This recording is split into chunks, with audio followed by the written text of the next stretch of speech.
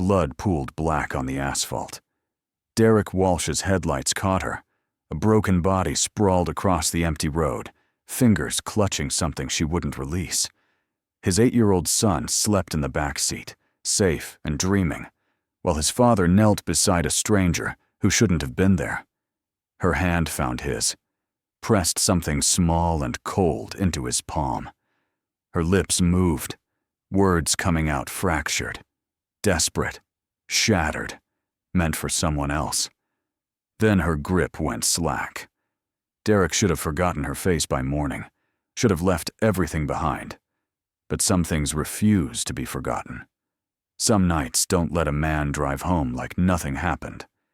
And when the past starts knocking at doors long sealed shut, it never knocks gently. It comes with weight, with consequences that stretch beyond one roadside, one dying woman, one choice made in darkness. Some roads, once stepped onto, offer no way back.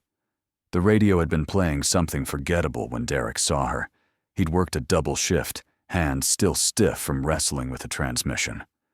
The highway stretched empty ahead, nothing but darkness. Randy's breathing came steady from the back seat, that peaceful rhythm only children managed. Then the headlights found her. Derek's foot hit the brake. The truck shuddered to a stop, rubber burning against asphalt. In the rearview mirror, Randy stirred but didn't wake. Derek killed the engine, left the hazards blinking red, and stepped out into the October cold. She lay wrong, limbs bent at angles that made his stomach turn. Blood spread slow beneath her, catching his hazard lights. Designer clothes shredded by violence. Derek knelt, pulled his phone out. Punched 911. The operator's voice crackled through as he pressed 2 fingers to the woman's throat. There. Faint, but there. I need an ambulance, Derek said, giving the mile marker. Woman, 30s, severe trauma. Barely breathing. His attention snagged on her hand, fingers locked around something small that caught the light wrong. Her eyes opened. Just slits of awareness fighting through pain. They found Derek's face with desperate intensity. Her lips moved, then barely a whisper. Hide it! Her fingers loosened. The small object rolled into Derek's palm, cold and sharp-edged. They're coming. Then her eyes rolled back, and the awareness fled. A USB drive. Black plastic, no markings. The operator was still talking, asking about sirens. Derek could hear them now. Distant wail growing closer. He should have dropped the drive right there. Instead, his fingers closed around it, and he shoved it deep in his jacket pocket. The ambulance arrived with a deputy behind it. Derek stepped back as paramedics swarmed her. The deputy took his statement. Expected questions, careful answers. Derek left out the USB drive burning a hole in his pocket. When asked if he'd touched anything, he said no. The lie came easier than expected. They let him go after 20 minutes. Derek drove home with his hands too tight on the wheel. Randy slept through all of it. Derek carried him inside, tucked him into bed, stood in his son's doorway watching the rise and fall of small shoulders beneath Batman sheets. Everything he had left to lose. In his bedroom, Derek pulled out the drive and held it to the lamplight. Just black plastic and secrets locked inside. He should throw it away. Instead, he hid it in his sock drawer, beneath 10 years of memories he didn't look at anymore. Sleep didn't come easy that night. The morning arrived gray and cold. Derek made breakfast for Randy and tried not to think about the drive hidden upstairs. He dropped Randy at school, then drove to the garage. Walsh Auto Repair looked like it always did. Single bay, peeling paint, a sign that needed replacing 5 years ago. The day passed in the usual rhythm. Oil changes, brake jobs, botched transmissions. Every time his phone buzzed, his heart jumped. By 5 o'clock, nothing had happened. Derek was wiping down his tools when his phone rang. Unknown number. Mr. Walsh? A woman's voice, professional, controlled, with stress underneath. My name is Cassandra Pierce. I believe you found me last night on Highway 47. Derek's hand stopped moving. You're awake. I am. Against all medical advice. A pause. Do you still have it? The drive? Every instinct told him to hang up. Instead, he heard himself say, Yeah. Thank God. The relief was palpable. I need you to keep it safe. Don't look at what's on it. Don't plug it into anything. Just keep it hidden. Can you do that? Why? Because the men who put me on that road are looking for it, and now they'll come looking for you too. She said it matter of fact. I'm in Mercy General, room 314. Can you come here? Tonight? I'll explain everything, but not over the phone. Derek should have said no. Should have told her to go to the police. What time? 7. Side entrance near the emergency room. It'll be unlocked. A pause. Thank you, Mr. Walsh. You may have saved my life. I'm sorry it's about to complicate yours. She hung up before he could ask what that meant. Derek picked up Randy at 6, made dinner, and told Mrs. Chen he had to run an errand. The old woman had been watching Randy on short notice since the divorce, asked no questions. Derek owed her about 1,000 favors by now. Mercy General loomed against the evening sky. Derek found the side entrance, tried the door, found it unlocked. He took the stairs to the 3rd floor, found room 314 at the end of a quiet corridor. Cassandra Pierce looked better than she had last night. She sat propped in the hospital bed, face still swollen, butterfly bandages above her left eyebrow, right arm in a sling. But her eyes were alert, sharp. This wasn't just some victim. This was someone used to being in control. Mr. Walsh, thank you for coming. She gestured to the chair. We need to talk quickly. That USB drive contains evidence of corporate fraud, money laundering, and possibly treason. My brother Gregory has been embezzling from Pierce Technologies for 4 years. $1.8 billion. But that's not the interesting part. Derek waited. He's been funding surveillance software, the kind that tracks dissidents, activists, journalists, selling it to foreign governments with terrible human rights records, using my company's name. Her jaw tightened. I found out 3 weeks ago, started gathering evidence. That drive is my insurance policy. I was meeting with a federal prosecutor I trust, but Gregory found out. Sent people to stop me. So why not go to the police? Because Gregory has people everywhere, in law enforcement, in government. I don't know who I can trust. She shifted, wincing. Here's where you come in. I need protection for 7 days while I recover enough to make the handoff myself. Not through a security company. Gregory owns them. Someone off the grid. Someone he doesn't know about. I'm a mechanic. You're Derek Walsh, former bounty hunter, Skip Tracer Incorporated in Denver. 8 years, 97% success rate. Quit 10 years ago after Patrick Hughes died. Something like sympathy flickered across her face. The name hit Derek like a fist. He stood fast. How do you know that name? Background check. You've kept a low profile, Mr. Walsh, but the records are there. Cassandra's voice gentled. I need someone with your skills. Someone who knows how to track people, avoid being tracked, fight when necessary. I don't do that anymore. I know. You made a vow after an innocent man died. But Gregory's people know you have the drive now. They'll start digging. They'll find out about Randy. She reached for a business card. 7 days, $500,000. And I'll make sure Randy is protected too. I'll hire someone I trust to keep him safe, while you keep me safe. Derek didn't take the card. He was thinking about Randy at Mrs. Chen's right now, completely unaware that his father had just painted a target on both their backs. Thinking about Patrick Hughes, about the social worker who'd taken Patrick's son away afterward, about how he'd sworn never to destroy another family. I can't protect you and Randy at the same time. I know. That's why I'll handle Randy's security separately. Hank Morrison used to work with you at Skip Tracer. Lives on a farm 2 hours from here. I already called him. He's willing to take Randy for a week, Keep him safe, no questions asked. Cassandra's eyes never left his face. I did my homework. I know this asks you to break every promise you made. But you're my best chance. Maybe my only chance. Derek took the card. 7 days. 7 days. Then this is over, and you never hear from me again. He left without another word. Sat in his truck for 10 minutes, hands on the wheel. The smart play was to run. The safe play. But smart and safe hadn't been an option the moment he'd knelt beside Cassandra on that dark highway.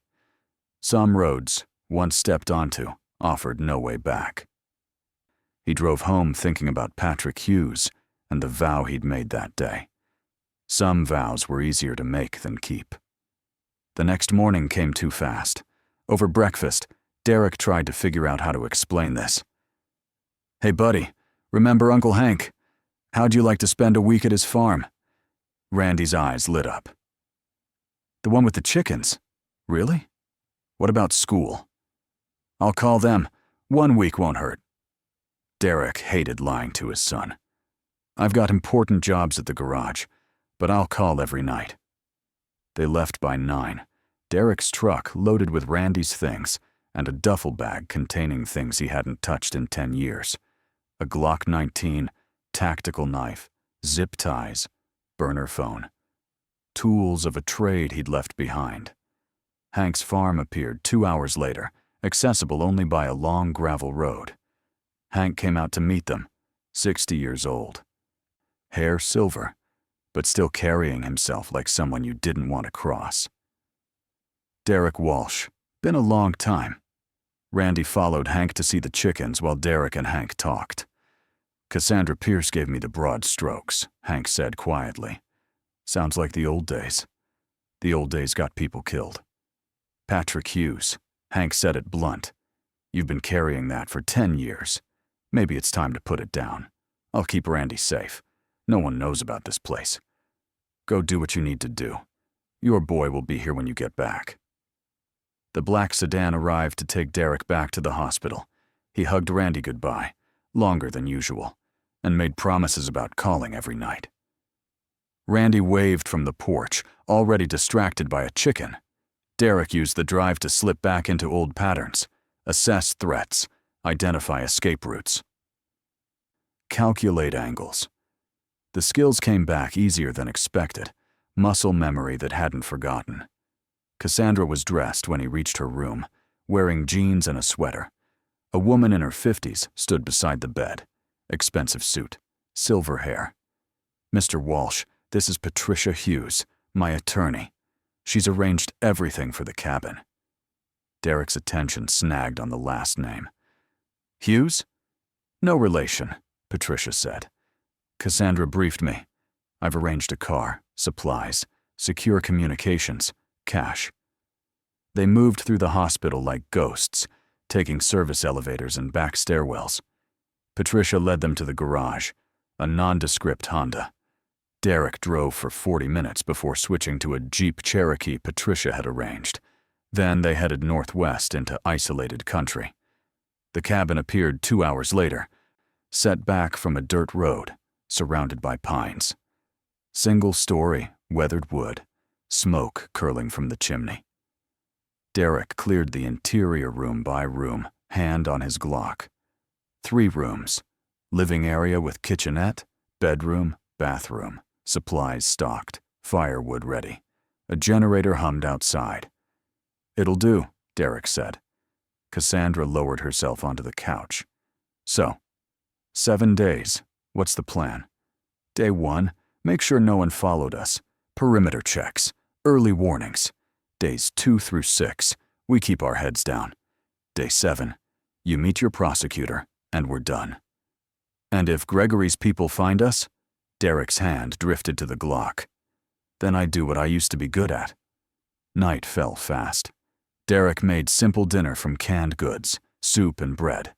They ate in silence, Cassandra drowsy from medication, Derek listening to sounds outside, cataloging what belonged and what didn't. After dinner, he checked the perimeter, walked a wide circle around the cabin. All normal. All as it should be. He came back to find Cassandra asleep on the couch. Derek covered her with a blanket, then settled into a chair where he could watch the door and window. The Glock lay on his thigh. This was going to be a long 7 days.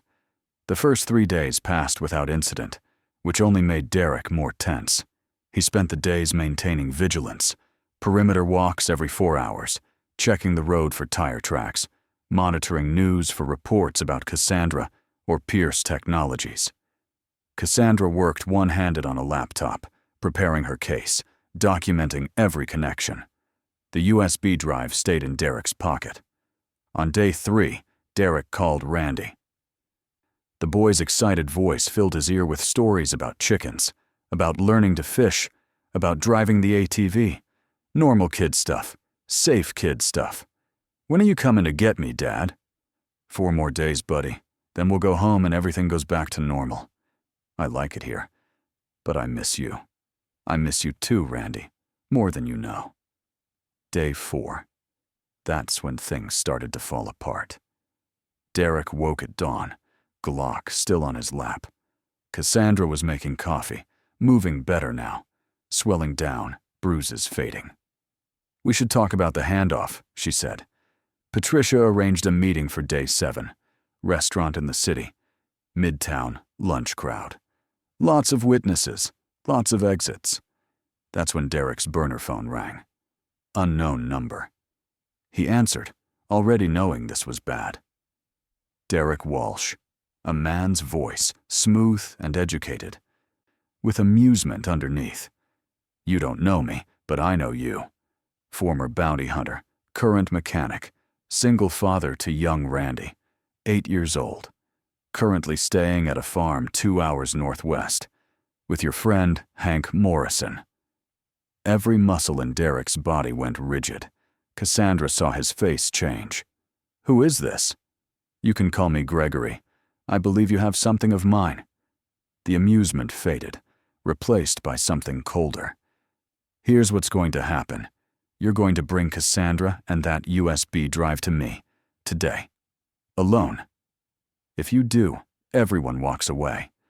If you don't, I have people at that farm right now. They'll wait for my call. If they don't hear from me by 6 p.m., they go in. And Hank Morrison won't be able to stop what happens next. Derek's hand tightened on the phone. You touch my son, I won't. Not if you cooperate. But I need that evidence, Mr. Walsh. You make this easy. Everyone lives. You make it hard. Well, you're a father. I'm sure you understand stakes when your child is involved. The line went dead. Derek stood there for 3 heartbeats, phone still pressed to his ear, rage and fear fighting in his head. Then he lowered the phone, looked at Cassandra, and said quietly, "He has Randy's location." Her face went pale. How? Does it matter? Derek was already moving, grabbing his jacket, checking the Glock's magazine. Full. He wants us both. If I don't deliver by 6 p.m., his people go into Hank's farm. Then we call the police. And tell them what? By the time they sort through jurisdiction, it'll be 6:01, and Randy will be gone. Derek shoved the Glock into his waistband. No, we do this my way. I give Gregory what he wants. Sort of. He spent the next 30 minutes planning. Called Hank first, warned him threats were incoming, told him to arm up and be ready. Hank's response was short and reassuring. Then Derek called Patricia, gave her instructions that made her swear, but eventually agree. The trap was simple. Gregory wanted the drive and Cassandra.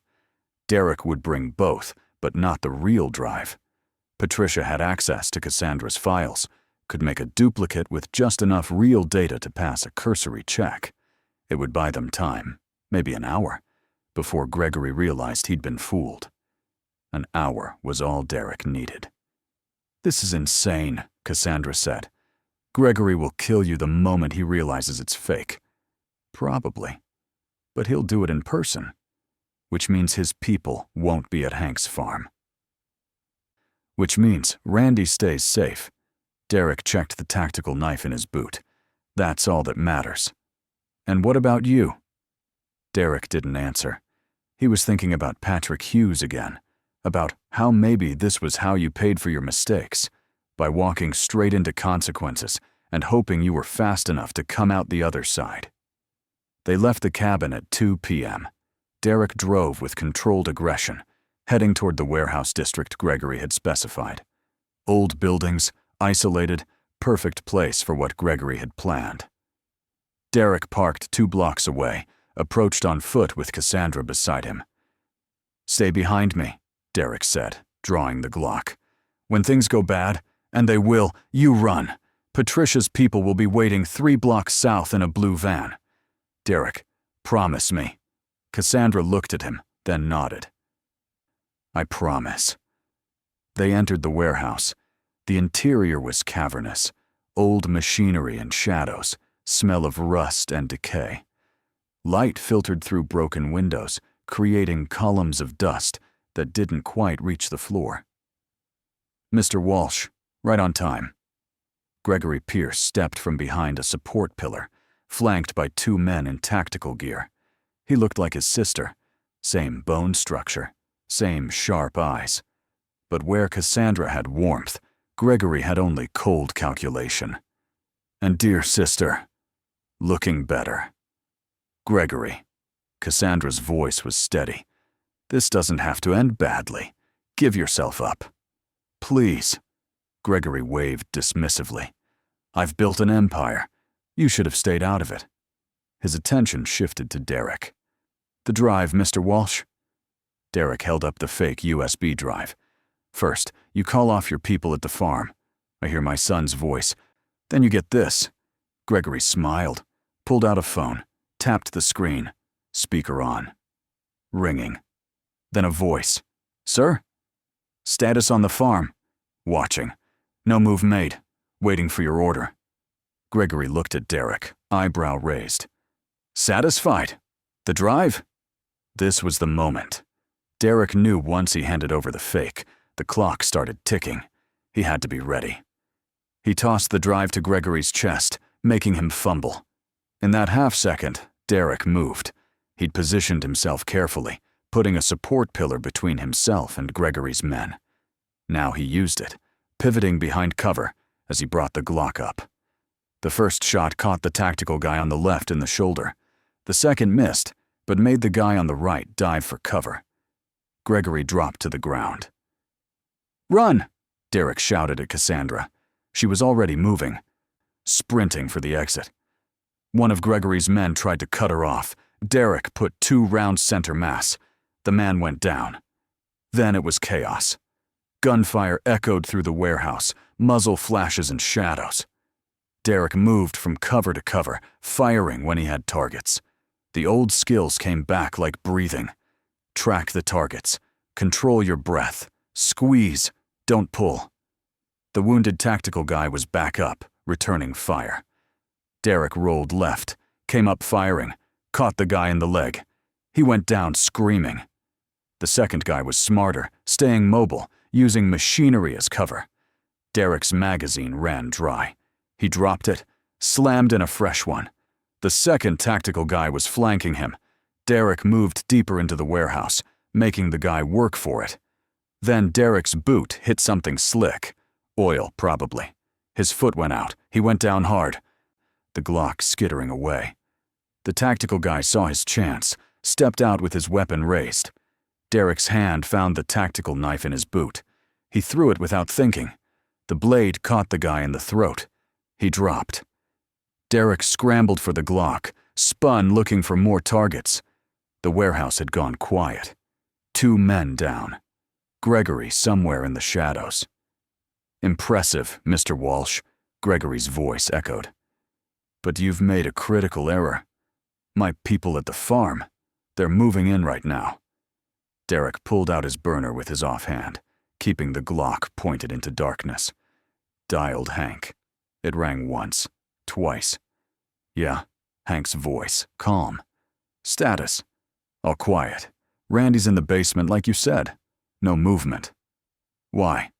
Relief flooded through Derek. Gregory said he sent people. "He's lying. Either way. We're good here. Derek pocketed the phone. Your people aren't at the farm, Gregory. Want to try another lie?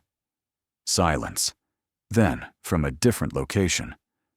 The drive you gave me is fake. Correct. Then we're at an impasse. Derek saw him then, Gregory moving between machines, heading for a side exit. Derek could take the shot. Center mass. Drop him. End this. His finger tightened on the trigger, but something stopped him. The vow he'd made 10 years ago. Shooting an unarmed man in the back would make him exactly what he'd promised himself he'd never be again. Gregory Pierce, stop moving or I will fire. Gregory froze, slowly raised his hands, turned to face Derek. In the dim light, he looked smaller. Just a man, scared and desperate. You won't shoot me.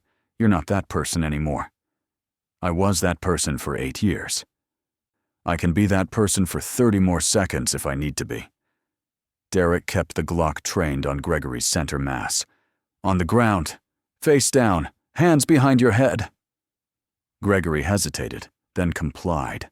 Knelt, then prone, hands laced. Derek approached carefully, kicked Gregory's phone away, checked him for weapons, found a small pistol in an ankle holster. Amateur. Derek zip-tied Gregory's hands behind his back, then his ankles. Then he called Patricia. It's done! Gregory's secured. Send the police! He rattled off the address. And ambulances. I've got 2 men down. Cassandra? Safe. Should be with your people by now. And you? Derek looked down at Gregory Pierce, trussed up on the warehouse floor. Looked at the bodies of men who'd tried to kill him. Looked at his own hands, steady despite everything. I'm okay. It's over. But it wasn't. Not quite. The police arrived 20 minutes later, lights and sirens filling the warehouse with chaos. Derek had already secured the scene, checked the 2 tactical guys for vitals. One dead, the one he'd hit in the throat with the knife, the other alive but in bad shape, the shoulder and leg wounds bleeding despite Derek's attempts at first aid. Ambulances followed the police, paramedics swarming the wounded. Derek gave his statement to a detective who looked like she'd seen everything and believed nothing. Told her about Gregory's threats, about the evidence on the USB drive that was currently still in Derek's pocket, about how this was self-defense and defense of another. She listened, took notes, told him not to leave town. The real USB drive Derek handed to a federal prosecutor who arrived an hour later, flanked by people in FBI windbreakers. The prosecutor was the woman Cassandra had originally been trying to reach. 50s, sharp-eyed, with the look of someone who'd spent a career putting away people who thought they were above the law. She took the drive with careful hands, had Derek sign chain of custody paperwork, promised him this would be enough to put Gregory Pierce away for decades.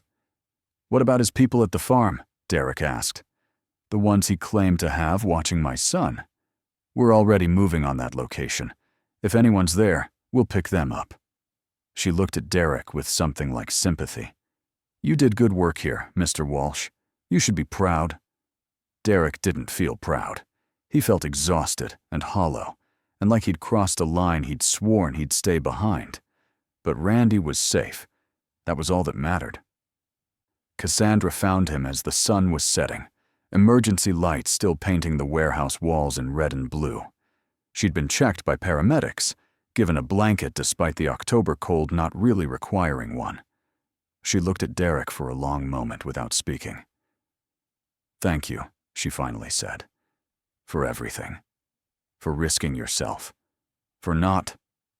She glanced at where they were loading Gregory into a police car, hands still zip-tied. For not killing him. I know you could have. I'm not that person anymore. I know. That's why I asked you for help in the first place. She pulled something from her pocket, a business card. When this is all over, when the trial is done and Gregory is locked away, there will be positions available at Pierce Technologies. Security positions. Not bodyguard work. Legitimate, legal. Well-compensated positions that use your skills without requiring you to compromise your values. Derek looked at the card without taking it. I'm a mechanic.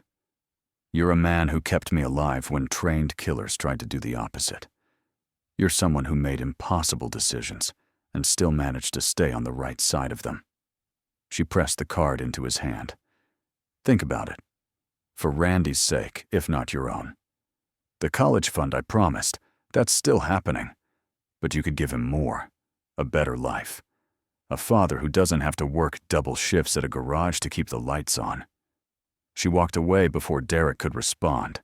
He stood there holding the card, watching the police finish processing the scene, thinking about everything that had happened and everything that could have happened differently. His phone rang. Randy's number. Dad? Hank says the police are here. He says you're okay, but I wanted to hear your voice. Derek closed his eyes, let his son's voice wash over him like absolution. I'm okay, buddy. Everything's okay now. I'm coming to get you first thing tomorrow morning, and then we're going home. Promise? Promise. Scout's honor.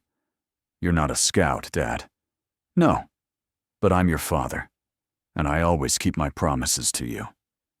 They talked for 10 more minutes about nothing important, about the chickens, about a big fish Randy almost caught, about what they'd have for dinner tomorrow night when they were home. Normal things. Safe things. Things that had nothing to do with violence or danger or impossible choices made in warehouses. When Derek finally hung up, he pocketed the phone and Cassandra's business card together. He'd think about her offer. Maybe. But right now, he just wanted to go get his son and drive home and sleep for 16 hours straight. The prosecutor found him before he left. Mr. Walsh, we picked up 2 men watching your friend's farm. They're in custody. Your son was never in real danger. Gregory made it sound, Mr. Pierce is a manipulator. He was trying to break your resolve. It didn't work. She handed Derek her card. You'll need to testify at the trial, probably in 3 to 6 months. Until then, you're free to go. Derek drove back to Hank's farm through darkness.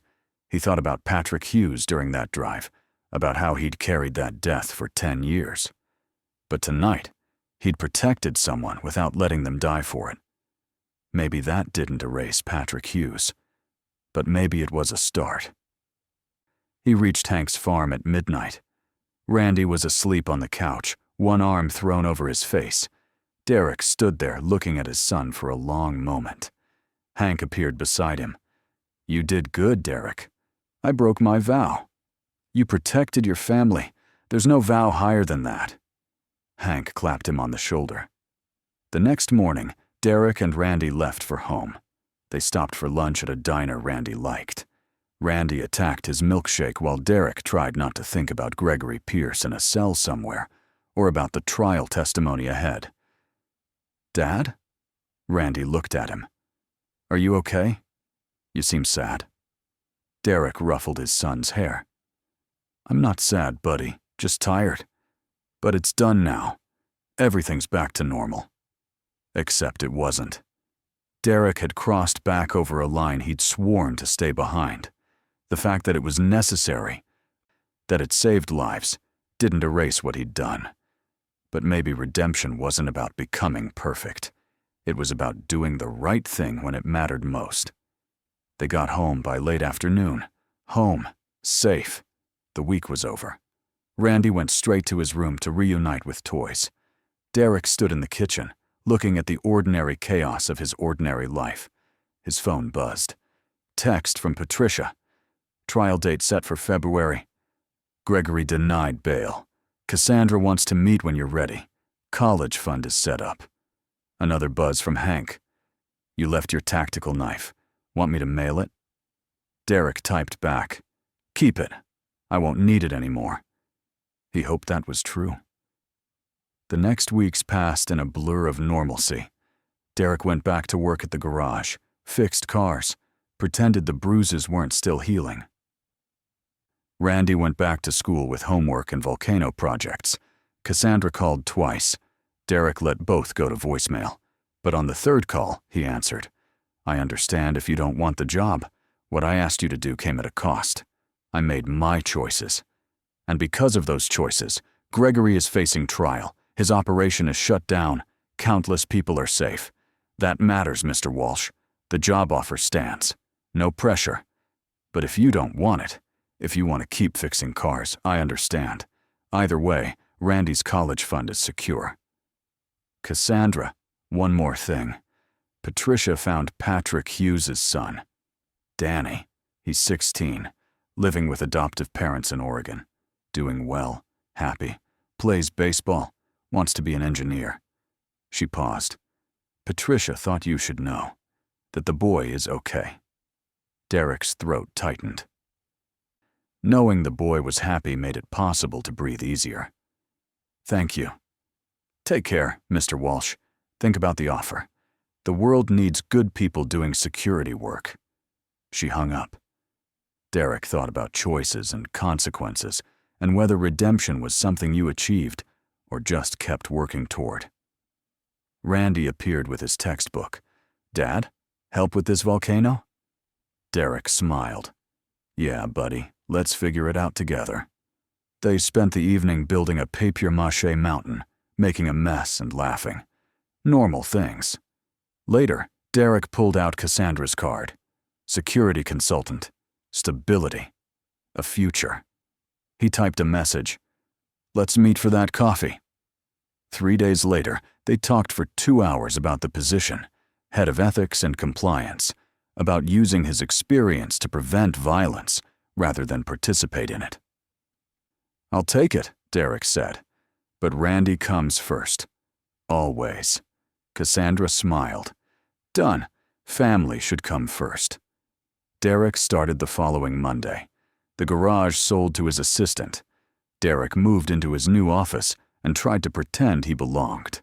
Randy adapted fast. Your office is so cool, Dad. The work was challenging, reviewing protocols, training staff on ethical use of technology. Harder than fixing transmissions, but more rewarding. Months passed. Gregory Pierce's trial lasted 3 weeks. Derek testified one afternoon, guilty on all counts, 35 years minimum. Derek watched the verdict beside Cassandra. No victory, just justice. Justice always came at a cost. That night, Derek sat on the back porch, thinking about Patrick Hughes. The guilt was still there, would always be there. But it was lighter now. Manageable.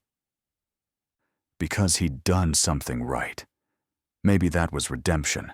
Not erasing mistakes, but learning to live with them while trying to do better. 6 months later, Derek stood in Randy's school gymnasium watching his son receive an award for his volcano project. 2nd place. Randy beamed, waved with enthusiasm.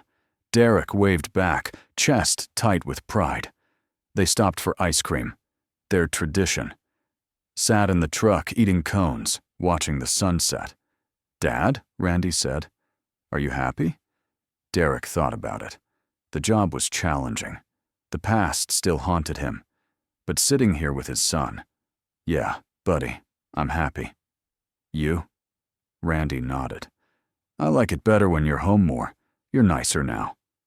Derek laughed. Eat your ice cream, philosophical kid. They drove home as darkness fell. Some nights changed everything, but most nights were just nights. Derek was learning to appreciate that.